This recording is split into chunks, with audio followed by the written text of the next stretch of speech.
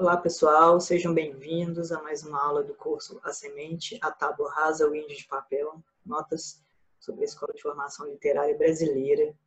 Estamos iniciando nosso módulo 4 e situados então aí na metade do nosso curso, nós começamos a trabalhar então a relação desses textos com os primeiros cronistas, a relação desses textos com a história e com os primeiros cronistas aí que a gente teve na literatura de informação.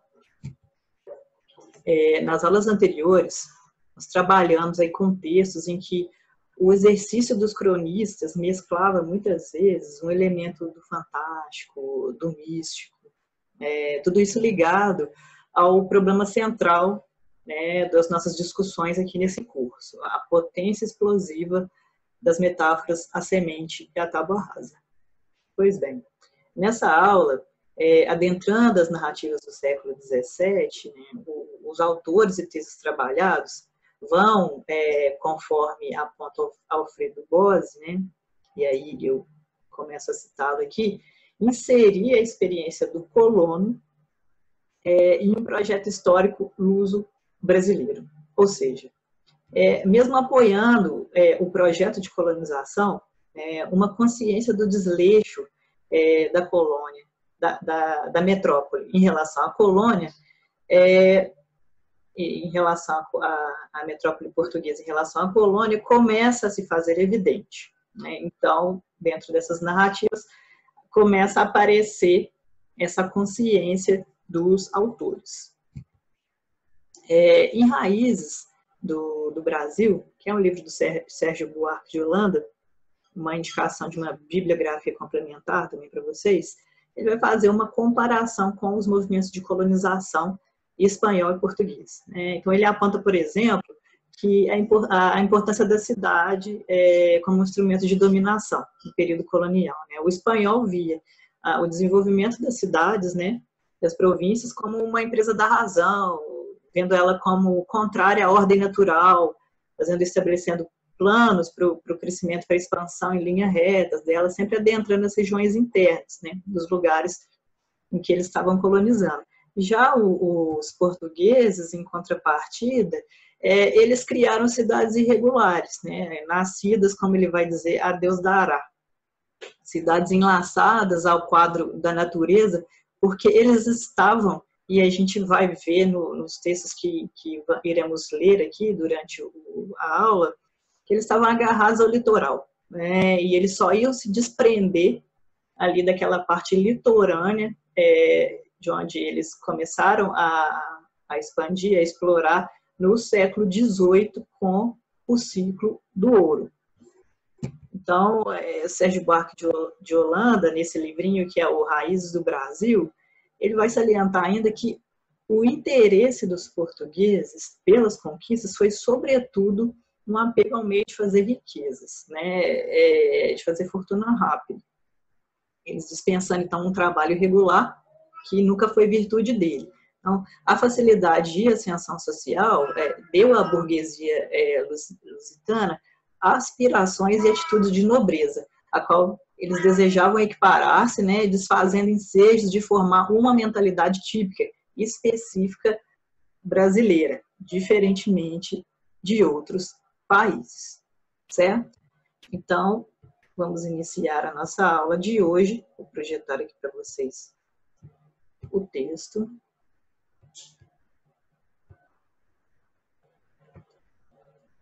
Então, no texto de hoje, nós iremos trabalhar os esquemas de leitura aí de Diálogos das Grandezas do Brasil.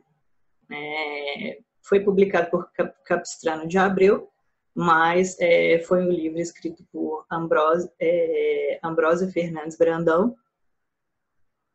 A gente vai trabalhar também alguns trechinhos de José Guilherme Melchior, que é de Anchieta Euclides, Breve História da Literatura Brasileira, e também alguns trechos de História do Brasil, de Frei Vicente do Salvador. Então, recapitulando até aqui, pessoal, o que vimos até então, dentro dessas narrativas, né, de cunho descritivistas, o que aparece, o que vai aparecer em maior ou menor grau, o que se torna mais evidente a relação indígena-europeu, né? Para a gente poder pensar também de que forma essas metáforas elas vão estabelecer correlações com esses textos. Então, a relação do indígena e do europeu ela vai variar conforme os hábitos das tribos com os quais eles vão estar tendo contato. Nós sabemos que, quando nós tratamos aqui da população indígena, nós não estamos tratando especificamente de uma população, mas sim de várias etnias, né, dentro desse contexto dos trópicos. E essa relação vai se dar, então, em dois movimentos, que seriam uma relação amistosa ou uma relação combativa, segundo esses escritos, segundo essas mensagens de segunda mão que a gente tem, que é sempre a partir da mensagem da escrita do europeu. Então, como é que se daria a visão amistosa, né? O europeu vai ver a figura do indígena como a figura de um bom selvagem, um ser puro, né? Lembramos aqui da ideia da visão edênica, que vai aparecer na carta de Pero Vaz de Caminha, né? Eles são figuras quase angelicais, né? O Adão antes da queda, Adão e Eva antes da queda, né? Os indígenas são uma folha em branco, eles são uma tábua rasa, né? Eles aceitam de bom grado a cultura do europeu, né? E em razão disso, eles serão facilmente catequizados, eles serão facilmente instrumentalizados na fé católica, certo? E, de um outro lado, nós temos, então, a relação indígena-europeu de uma forma combativa, né? Belicosa. O indígena era um animal selvagem, né? O indígena era muito belicoso, ele é um ser dado a guerras, a guerrear com as nações rivais, né? E o indígena vai se distinguir pela barbaridade, o que a gente vai ver hoje num dos trechinhos de História do Brasil do Frei Vicente Salvador. Ele coloca essa descrição, né, que é possível distinguir as etnias pela barbaridade, né? E o Pero Magalhães de Gândalo, né, Tratado de Terra do Brasil, ele vai dizer também que os indígenas não têm fé, nem lei, nem rei, né? As três letrinhas F, o tupi, a língua do índio, não tem essas três letrinhas F, L e nem R. Em razão disso, eles não têm fé, nem lei, nem rei, né? Então, não há uma justiça, né, que coordene a cultura indígena, né? Eles são selvagens, belicosos, e eles fazem ali as suas próprias leis, suas próprias regras, né? Eles não são regidos por nenhuma ordem maior. Então, fazendo essa recapitulação, iniciamos aqui a pensar, então, a relação do choque de culturas, né? Então, a nudez e os costumes, né, são as primeiras questões que assustam, né, em primeiro momento, o europeu. Posteriormente, a religião, né, os deuses dos indígenas, eles eram politeístas, e em razão disso, os europeus não entendiam que eles poderiam ter uma religião, né? Os bons corpos, a saúde. Na carta de Pero Vaz de Caminha, nós vamos ver que essa questão da visão do europeu para com o nativo, de que eles eram sadios, saudáveis, eles tinham bons corpos, isso vai aparecer não só através de um certo elogio ao corpo da mulher indígena, mas também ao corpo dos mancebos, né, que são os jovens indígenas, que Pero Vaz de Caminha vai o tempo todo tecer elogios à saúde desses corpos, né, como esses corpos eram de tal modo fortes, saudáveis, né, isso também é recorrente nessas narrativas. E, por último, e o que a gente vai trabalhar hoje, né, em maior grau, seria essa noção do não hábito dos nativos, dos indígenas, de acumular riquezas, né? Os indígenas, eles não têm o hábito de acumular riquezas, eles não têm hábito de querer guardar nada, né? Então, pensamos talvez que porque eles tenham tudo à sua disposição, né, e com fartura, que é o que vai aparecer sempre nesses relatos, nessas descrições dos cronistas, né? Então, começamos aqui a analisar todas essas questões a partir de diálogos das grandezas do Brasil. Alguns fatos, algumas curiosidades sobre essa obra, né, que foi escrita em 1618, né, publicada mais adiante, a partir de Capistrano de Abreu. Primeiro, né, foi um texto, foi um manuscrito redigido em parte em Pernambuco, Olinda. O suposto autor é Ambrósio Fernandes Brandão, mas não existe prova, independente ou não, se foi Ambrósio Fernandes Brandão.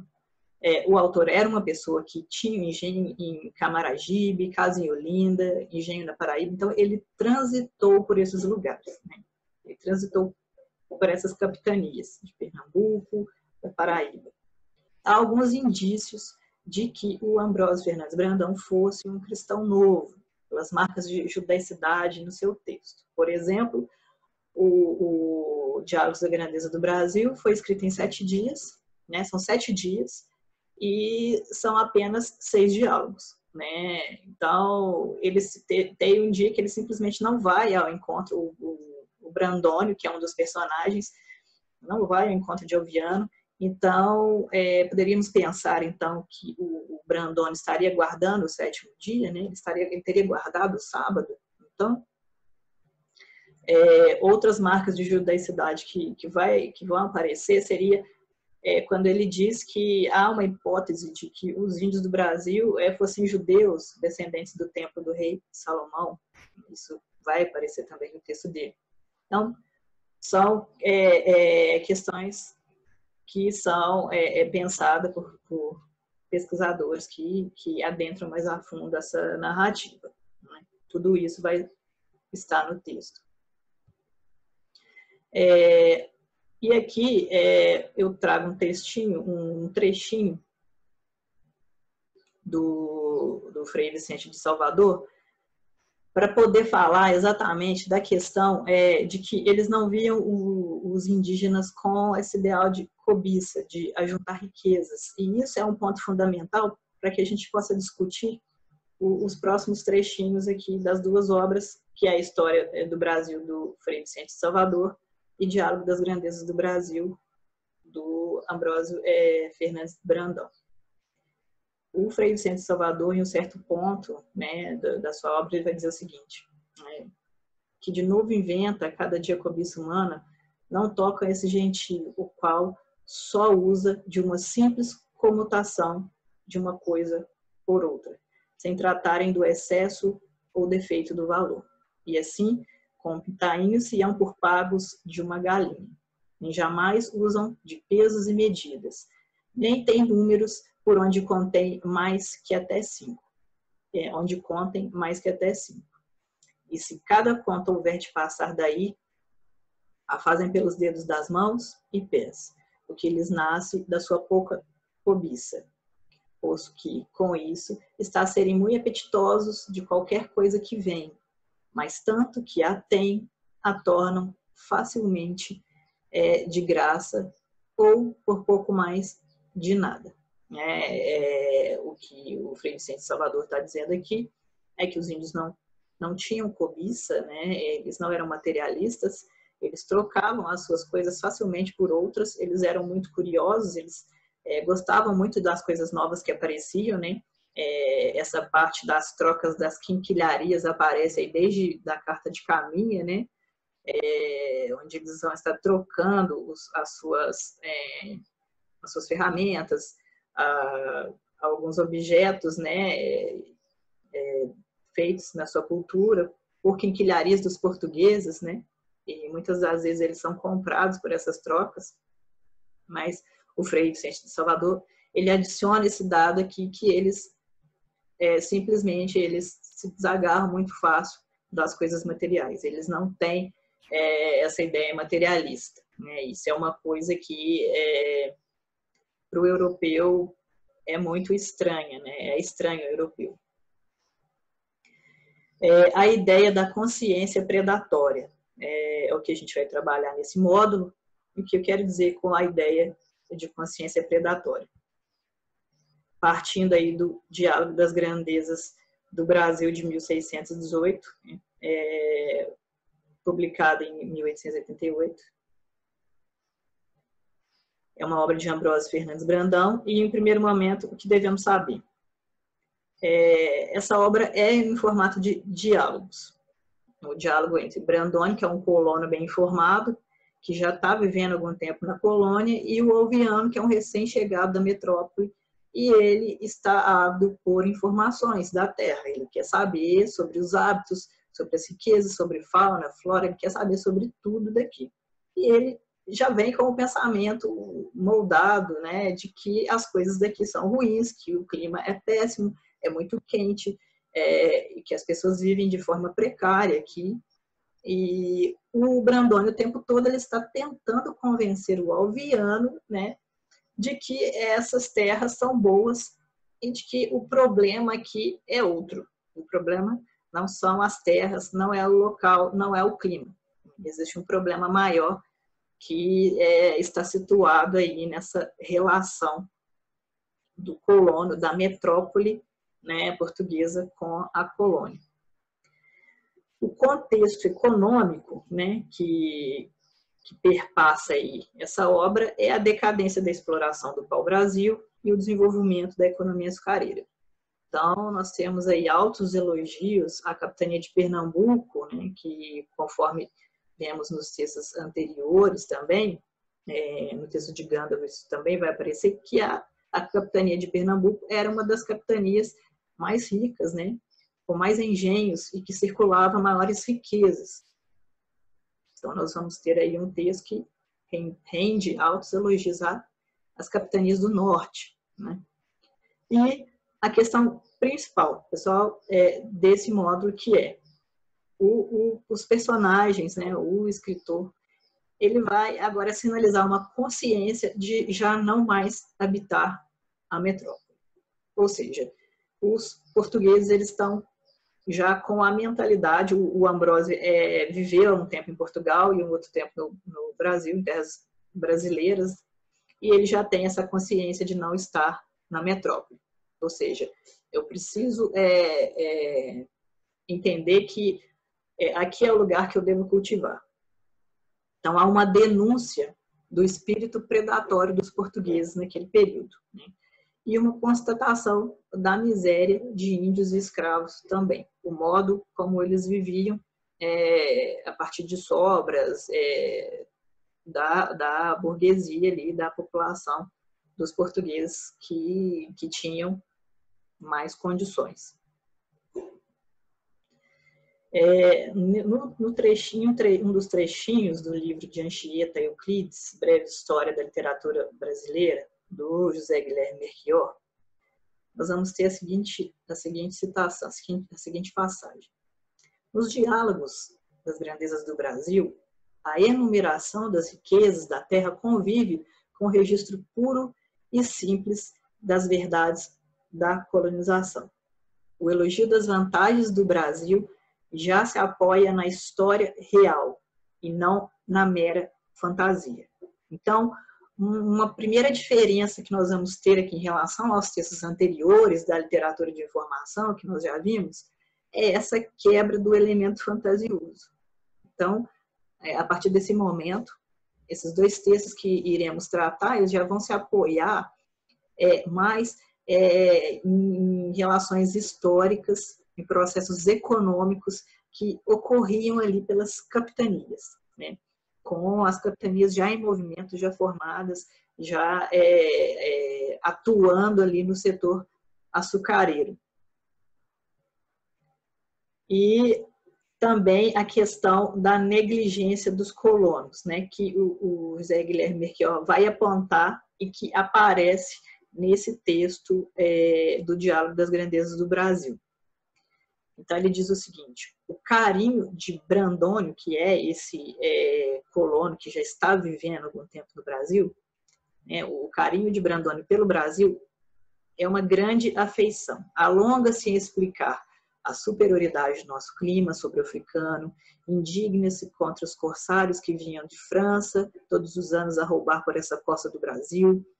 Acha que Olinda semelha uma Lisboa pequena, intenta provar que só as capitanias de Pernambuco, Itamaracá e Paraíba rendiam a coroa mais que toda a Índia. Fala das terras do sul, do Rio de São Vicente, insiste em que, além de mais rentável, o Brasil dispensava ao rei dos financiamentos onerosos que custava a Índia. Precisa de novidades tecnológicas na maquinaria dos engenhos, canavieiros, distribui social e profissionalmente a população, sem esquecer a prosperidade dos mascates, nem se restringe aos efeitos da superfície. Então, nós vamos ter já um texto que começa a elevar algumas características da capitania. Uma certa noção de nação já começa a se instaurar, né, nessas descrições, nesses textos descritivos desses cronistas. Né? E também o Brandônio, nesse texto, esse personagem, o Brandônio, ele vai censurar, né, segundo o José Guilherme Melchior, o imediatismo e o espírito predatório dos portugueses. Admira-se de que não se organiza devidamente a pesca num litoral tão fértil e extenso. Verbera a autossuficiência antieconômica, a negligência criminosa dos colonos indolentes e sabe que não tem amor à terra, que aí residem de passagem, com a ideia de retornar ao reino tão logo consigam dinheiro. Então, dentro desse texto, dentro dessa obra, já começa a instituir uma consciência de que as terras brasileiras vão perfazer o imaginário dos portugueses como uma terra de passagem, né? Que nós temos instalado, então, uma certa cultura de inquilino. A ideia de que não vai se pensar em criar nada aqui, porque daqui só se vai tirar, né? Tirar para levar a Portugal. E seguindo aqui, eu trago alguns trechos para a gente poder entender como funciona esse diálogo, né? E o que vai perpassar essa mentalidade tanto de Alviano quanto de Brandônio, e entender como é que isso se dá na dinâmica, né, desse diálogo entre os dois. Então, esse é um trechinho que eu tiro ali da página 15 do PDF, é um texto que está em domínio público, então ele está sem paginação, mas no PDF ali vocês localizam a partir da página 15.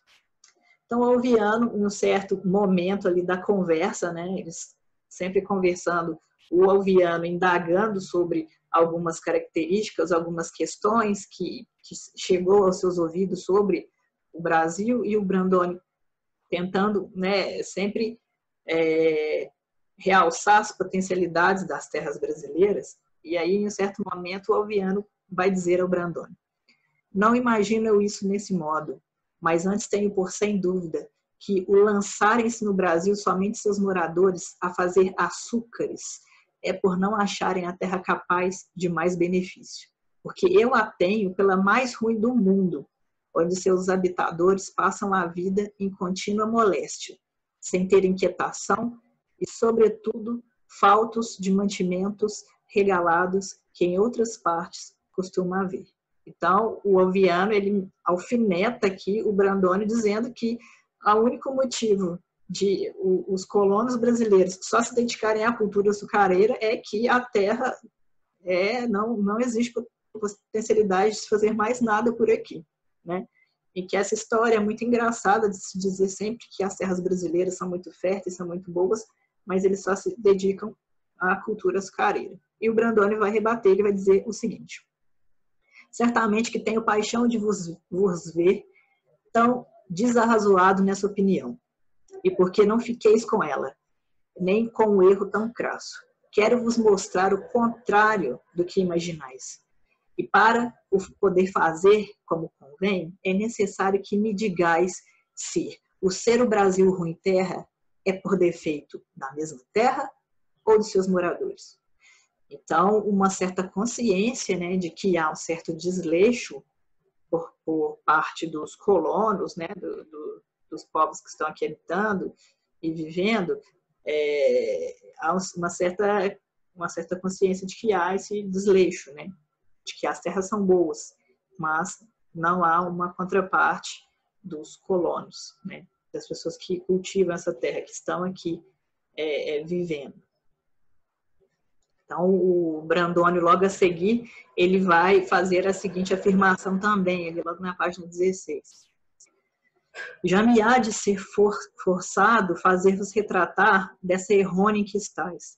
Não vedes vós que o Brasil produz tanta quantidade de carnes domésticas e selváticas, que abunda de tantas aves mansas que se criam em casa de toda sorte e outras infinitas que se acham pelos campos? Tão grande abundância de pescado excelentíssimo e de diferentes castas e nomes, né? Ele vai começar a elogiar e a falar sobre essa riqueza da fauna e da flora que existe aqui.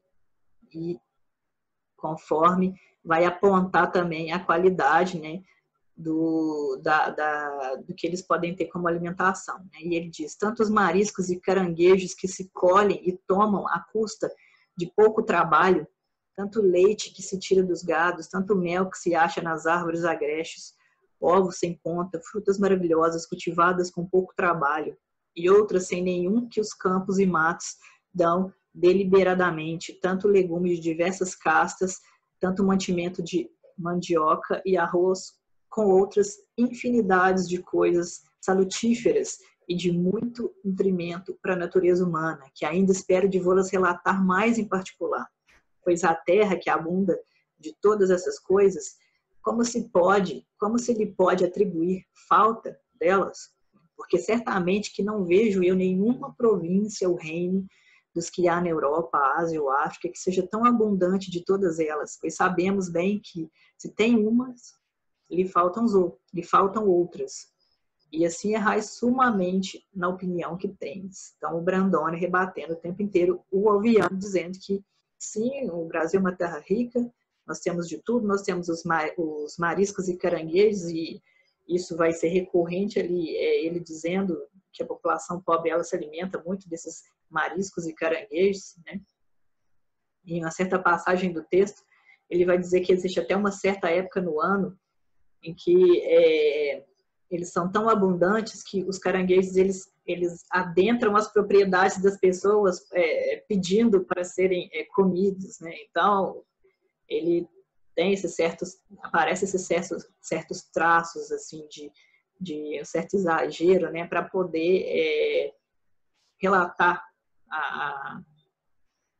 essa propriedade da terra, né? Essa propriedade boa da terra. E logo em seguida o Brandônio vai novamente, né, realçar essas potencialidades do Brasil, dizendo culpa, negligência e pouca indústria de seus moradores, porque deveis de saber que este estado do Brasil todo, em geral, se forma de 5 condições de gente, a saber. Então aqui ele vai explicar, né, por que ocorre essa dificuldade, né, essa pobreza, esse desleixo em relação às terras brasileiras. Então ele vai dizer que isso acontece porque aqui há 5 tipos de gente. E ele vai enumerar e vai explicar, né, quem são essas pessoas que estão por aqui. Primeiro tipo, marítimo, que trata de suas navegações e vem aos portos das capitanias desse estado com suas naus e caravelas carregadas de fazendas que trazem por seu frete, onde descarregam e adubam suas naus, e as tornam a carregar, fazendo outra vez viagem com carga de açúcares, pau do Brasil e algodões para o reino. E de gente dessa condição se acha, em qualquer tempo do ano, muita pelos portos das capitanias. Então, essa gente marítima é gente que só vem aqui descarregar e carregar as suas naus, né? Não são pessoas que estão aqui fazendo cultivar nada na terra. Segunda condição são os mercadores, que trazem do reino as suas mercadorias a vender essa terra e comutar por açúcares, do que tiram muito proveito. E daqui nasce haver muita gente dessa qualidade nela, com suas lojas de mercadorias abertas, tendo correspondência com outros mercadores do reino, que lhe as mandam. como o intento destes é fazerem-se somente ricos pela mercância, não tratam do aumento de terra, antes pretendem de a esfolarem tudo quanto podem. Então, os mercadores são esse segundo tipo de gente que só está pensando em fazer riquezas, de fazer essa troca com outros mercadores, né? E eles vão esfolar a terra tanto quanto podem, sem pensar em criar nada aqui, sem devolver nada à terra. E a terceira condição de gente são os oficiais mecânicos, de que há muitos no Brasil de todas as artes, os quais procuram exercitar, fazendo seu proveito nelas, sem se lembrarem por nenhum modo do bem comum. Então, os oficiais mecânicos, eles vão estar preocupados com a sua arte, as suas técnicas, né, de profissionais que mexem especificamente com questões mecânicas, e deles, principalmente, não se pode esperar nada. A quarta condição de gente é de homens que servem a outros por soldada que lhe dão, ocupando-se em encaixamento de açúcares, feitorizar canaviais de engenhos e criarem gados, com o nome de vaqueiros, servirem de carreiros e acompanhar seus amos. E de semelhante gente há muita por todo esse estado, né, que não tem nenhum cuidado do bem geral.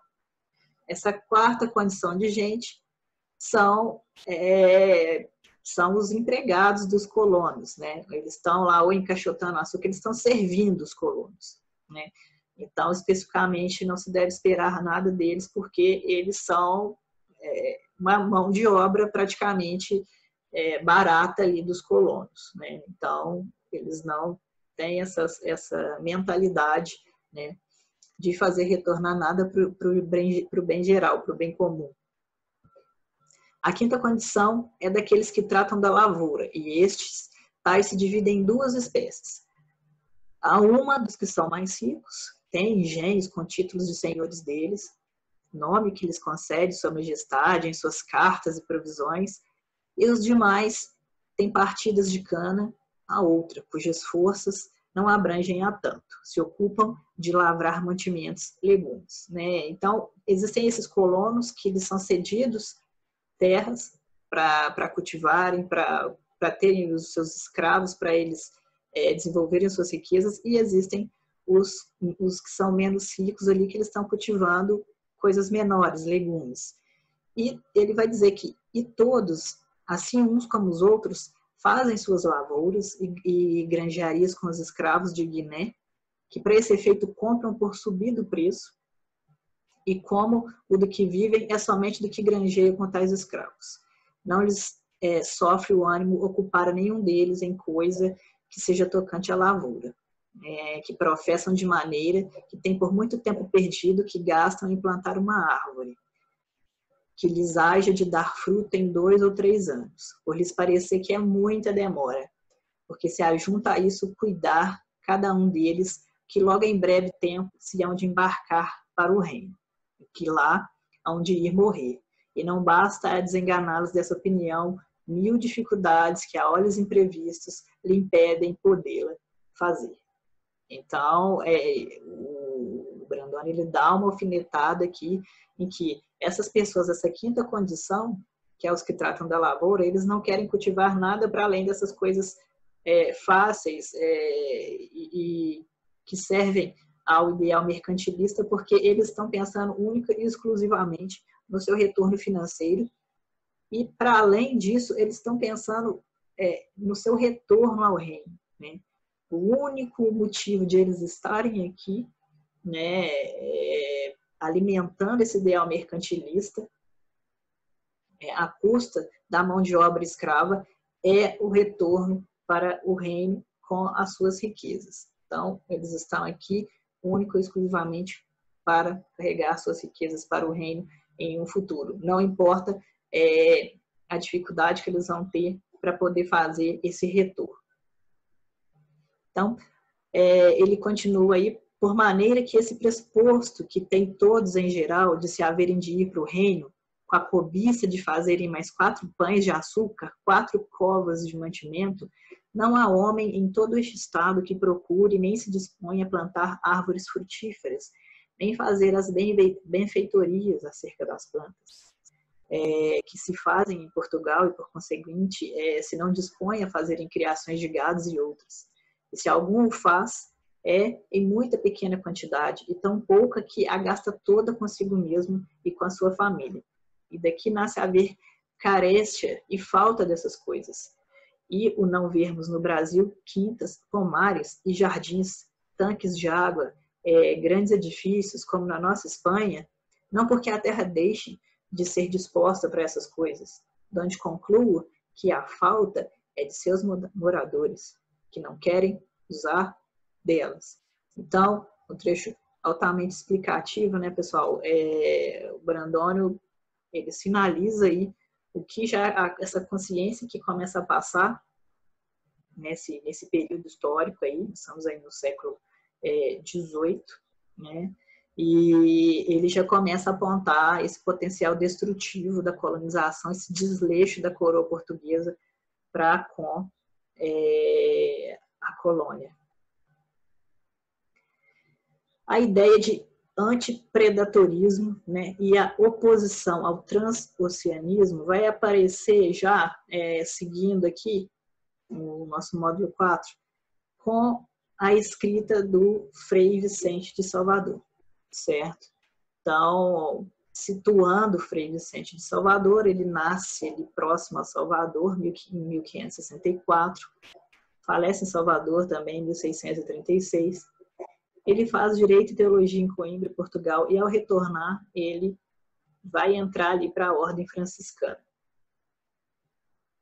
Em História do Brasil, né, que é uma obra escrita em 1627, o que a gente vai ter, né? A gente pode considerar uma primeira obra historiográfica de um brasileiro, né, escrita nesse período, no século XVII. O texto foi encomendado por um erudito português e não foi publicado no período. Ele ficou desconhecido ali por mais de 2 séculos. Ele chegou à Biblioteca Nacional por volta de 1880. Capistrano de Abreu descobriu esse documento e foi o primeiro editor da obra no Brasil. A obra relata desde o descobrimento até a expulsão dos holandeses que haviam tomado a Bahia em 1624. Então, a gente tem um registro das conquistas do Império Lusitano na colônia, e também algumas passagens sobre o cotidiano das capitanias, algumas informações de cunho econômico do que ocorria ali no período, né? Então, mais uma obra em que essas questões que perpassavam esses primeiros textos, com o imaginário da fantasia e de monstros, ele começa a ser reduzido para entrar em cena, mas esse dado histórico, esse dado não histórico do ponto de vista crítico, mas histórico do ponto de vista de começar a relatar as coisas que aconteciam em âmbito social e econômico na colônia, né? E a questão principal seria a consciência de que eles não, a coroa portuguesa tinha total desleixo pela colônia e não se pensava em construir nada aqui, somente destruir. Então a obra relata, essa questão, né, da expulsão dos holandeses, tem esse registro dessa passagem dos cotidianos e, acima de todas essas questões, né, temos uma crítica sobre o modo como a coroa portuguesa administrava a colônia.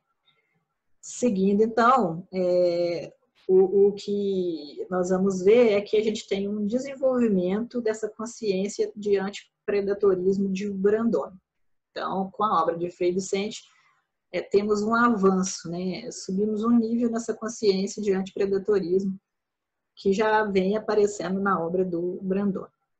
O Zé Guilherme Merchioli vai dizer o seguinte: a história de Frei Vicente de Salvador, publicada por Capistrano de Abreu em 1888, revela um estágio ainda mais avançado na consciência brasileira. Capistrano a liga, por isso, mais ao século XVII que o anterior. Já interpreta a famosa oposição de Frei Vicente ao transoceanismo, ao caranguejo, apenas arranhando praias, presa da ilusão de voltar ao reino, como crítica brasileira dos males do Brasil, e não como uma crítica ainda lusa desses mesmos defeitos. Essa ideia que ele vai colocar do transoceanismo, né, ao cunhar essa expressão transoceanismo, o Capistrano de Abreu vai se referir a um sentimento de melancolia, a um certo desdém pela terra que vai ser predominante desses primeiros povoadores, né? Que é esse desejo, né, de retornar ao reino logo após conseguir fazer fortuna aqui nos trópicos, certo? Então, seguindo, essa oposição ao transoceanismo em foco, vamos trabalhar com alguns trechinhos aqui já da obra do Frei Vicente de Salvador, né? Como é que ele vai relatar isso, como é que ele vai descrever isso na sua obra. Então, nesse trechinho aqui, ele diz o seguinte: disto dão alguns a culpa aos reis de Portugal, outros aos povoadores, aos reis pelo pouco caso que haviam feito desde tão grande estado que nem o título quiseram dele, pois, intitulando-se senhores de Guiné, por uma caravelinha que lá vai e vem, como disse o rei do Congo, do Brasil, não se quiseram intitular nem depois da morte de el-rei Dom João III, que o mandou povoar e soube estimá-lo. Houve outro que dele curasse, senão para colher suas rendas e direitos. E deste modo se haviam os povoadores. Então, em um primeiro momento, né, os quais, por mais arraigados que na terra estivessem e mais ricos que fossem, tudo pretendiam levar para Portugal. Porque tudo querem para lá. E isso não tem só os que de lá vieram, mas ainda os que cá nasceram, que uns e outros usam da terra, não como senhores, mas como usufrutuários, só para desfrutarem e a deixarem destruída. Um certo sentimento de nacionalidade começa a perpassar, então, essas ideias desses escritores, né, que estão vivendo aqui nesse período. Então, já essa percepção. Mesmo os que aqui nasceram, eles começam a ser dominados aí por esse vírus do transoceanismo, né? Eles já querem juntar riquezas para sair daqui, né? Então, é uma certa crítica a esse potencial aí depredatório, né, da colonização, né? Esse lado depredatório da colonização. Seguindo, de onde nasce também que nenhum homem nessa terra é repúblico, ou seja, é um outro trechinho, nem zela ou trata do bem comum, senão cada um do bem particular.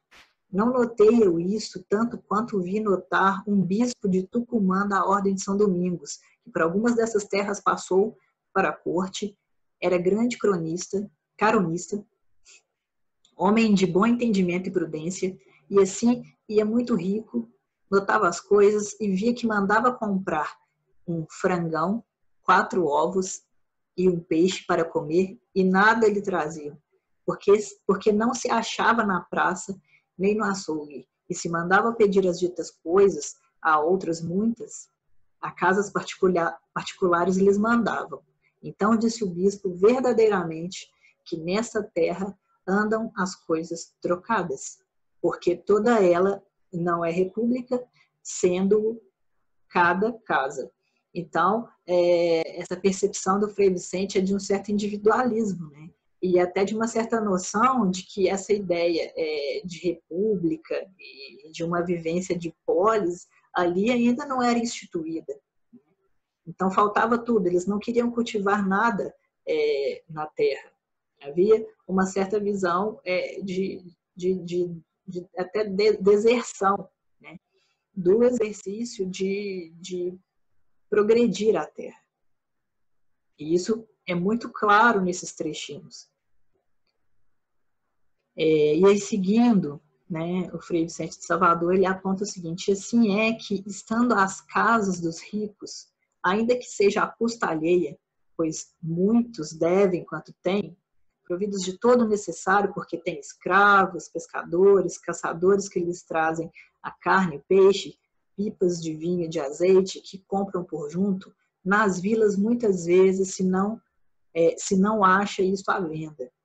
Pois o que é fontes, pontes, caminhos e outras coisas públicas é uma piedade, porque atendo-se uns aos outros, nenhum as faz. ainda que bebam água suja e se molhem ao passar dos rios ou se orvalhem pelos caminhos. E tudo isto vem de não tratarem do que há cá de ficar, senão do que hão de levar para o reino. Então ele começa a perceber essa consciência, começa a perpassar, né, esses escritores, essas pessoas que estavam vivendo ali, em razão de eles entenderem que não os colonos e a coroa portuguesa não se preocupavam em estabelecer nada naquelas terras que haviam sido conquistadas, né? O único ideal ali, eles começaram a perceber, seria o de levar as riquezas para o reino. Aqui era um lugar de se saquear, de fazer riquezas. Então, há uma certa crítica, né, áspera a esse regime, né, de administração da coroa portuguesa para com a colônia, certo? Então, uma certa desconfiança, né, dessas questões. E mais à frente, né, que é uma passagem também de Frei Vicente de Salvador, e que ele aponta o seguinte: da largura que a terra do Brasil tem para o sertão não trato, porque até agora não houve quem a andasse, por negligência dos portugueses que, sendo grandes conquistadores de terra, não se aproveitavam delas, mas contentam-se de as andar arranhando ao longo do mar, como caranguejos. Essa noção aqui novamente que vai aparecer, né, de que os portugueses, eles tinham, isso já estava evidente, né, na cabeça desses escritores, de que os portugueses não tinham nenhum ideal de construir nada aqui, né? A diferença da colonização dos espanhóis, por exemplo, que pensavam em construir uma mentalidade, né, típica de suas culturas, os portugueses não queriam cultivar nada aqui. Então, em razão disso, eles não saíam também das zonas litorâneas, né? Percebam que as primeiras capitanias, elas foram estabelecidas nas zonas litorâneas, eles demoraram muito para adentrar, né, o seu processo de expansão para o sertão. O sertão seria a parte mais nuclear ali das terras brasileiras. Então, eles demoraram bastante. Isso começa a acontecer ali no século XVIII, ali a partir do ciclo do ouro, né? Que eles vão em busca de ouro ali nas terras de Minas Gerais. Então, pessoal, basicamente, o que precisamos extrair desses dois textos são essas noções. Lembrando que do textinho do Brandão, eu peguei os primeiros capítulos, tá? A gente trabalhou os primeiros capítulos, e do Frei Vicente de Salvador, vocês podem fazer mais uma leitura que eu acho muito interessante, o retorno a esses textos, porque nos remonta muito ao modo como a nossa cultura, a nossa economia, tudo na nossa vida foi moldada por esses processos, né? É o livro primeiro,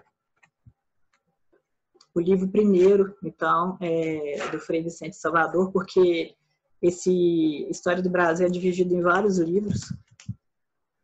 Temos até o livro 4º, certo? Mas vocês podem ler aí para localizar essas informações. No livro 1º já tem todas essas informações, é uma leitura bem interessante de se fazer, tá?